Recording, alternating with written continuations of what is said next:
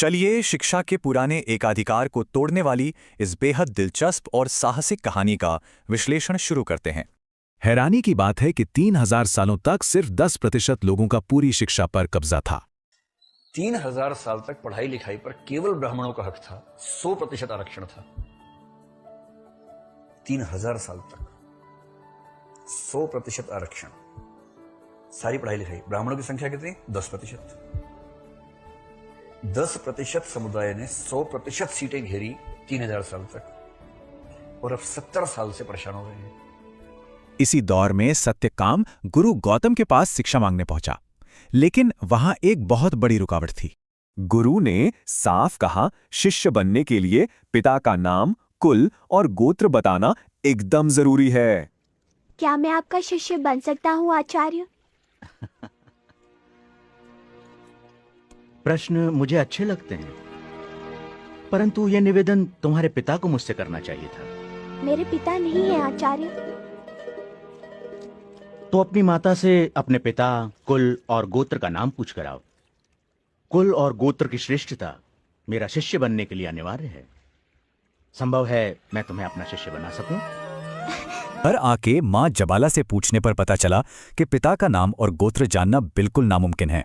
मां ने बहादुरी से कहा, सच मत छिपाना, जाकर गर्व से कहना कि तुम जबाला के पुत्र सत्यकाम हो। सत्यकाम लौटा और लोगों के क्रूर मजाक की परवाह किए बिना निडर होकर मां का वही सच दोहरा दिया। आचार्य, मेरी माता ने कहा है कि जाकर अपने आचार्य से कहना कि मेरी मां ने कई लोगों की सेवा की है, इसलिए मेरे पिता का नाम, कुल और गोत्र बताना मेरी माता के लिए संभव नहीं है। यहां एक बड़ा मोड़ आता है। समाज ने भले ही मजाक उड़ाया, लेकिन आचार्य ने उसमें महानता देख ली। आचार्य ने सबको शांत कराया। उन्होंने तुरंत यज्ञ की लकड़ियां मंगवाईं और सत्यकाम को अपना शिष्य स्वीकार कर लिया। मैं सत्यकाम जाबाला का पुत्र हूँ। मेरा नाम सत्यकाम जाबाल है। जबाला का पुत्र? तेरी माँ को यहाँ कौन नहीं जानता? चल दूर हो जा यहाँ से। क्यों आचार्य के मार्ग को अपवित्र कर रहा है?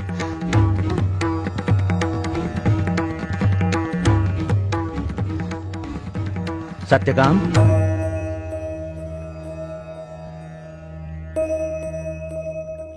जा यज्ञ की समिधा ले आ। आज से तू मेरा शिष्य और मैं तेरा आचार्य। आज से तू जबाला का पुत्र हरिद्रुमत गौतम के शिष्य के रूप में जाना जाएगा। लेकिन एक राजा ने सवाल उठाया, क्या बिना पिता के नाम वाले बालक को सर्वोच्च ज्ञान मिलना चाहिए? आचार्य ने अपने फैसले का बचाव करते हुए कहा, सत्यकाम की मां ने सिर्फ शुद्ध सच को अपनाया है। जिसके पिता का पता नहीं, क्या उसका उपनयन संस्कार संभव है? क्या उसे ज्ञान प्राप्त करने का अधिकार है? आचार्य ने ज्ञान पाने की एक बिल्कुल नई और सच्ची योग्यता बताई। उन्होंने समझाया, जिस पल सत्यकाम ने बिना डरे अपना कड़वा सच बोला, वो उसी पल ईश्वरीय तत्व बन गया। राजन, कुछ प्रश्न व्यथित करते हैं, पर वे जरूरी होते हैं। कितनी माताएं अपने अतीत के अनकहे संबंधों को स्वीकृति दे सकती हैं?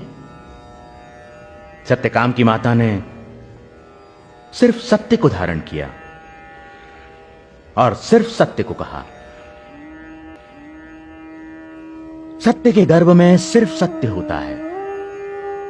जो सत्य कह सके, सत्य सुन सके, सत्य धारण कर सके, श्रेष्ठ ज्ञान का अधिकारी भी वही हो सकता है।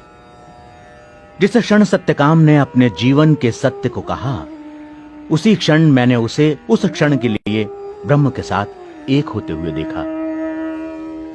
प्रजापालक,